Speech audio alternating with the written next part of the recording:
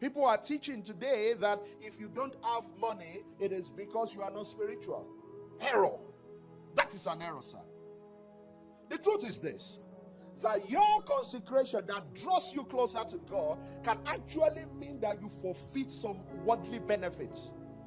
Is somebody with me? They stole money in your office and now they are sharing the loot. And you have not paid your child's school fees. That's the way it normally works. There will be a need and then there will be a supply that is not godly. And God wants to see whether the covenant with your hand. He said, thou shalt not touch the unclean thing. That is unclean, sir.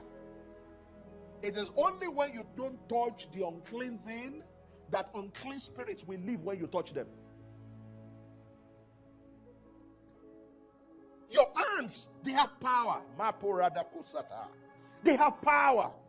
Under his hand shall be the secret of his power.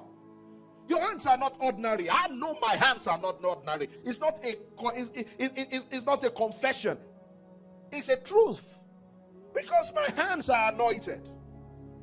My hands are anointed. Therefore, touch no unclean thing. There are things you shouldn't do with your hand.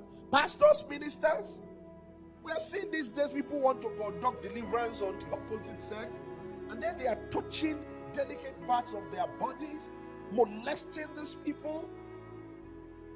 And in your mind, you think that you are enjoying yourself. No, you are not enjoying yourself. You don't have a consecration. One of the consecrations of Samson was that he should not touch the dead. What's your consecration? What are the things you shouldn't touch? Think about it when next the devil tempts you. Touch not the unclean thing, because your hands belong to God. Come on, say, my hands belong to God. Say it one more time, my hands belong to God.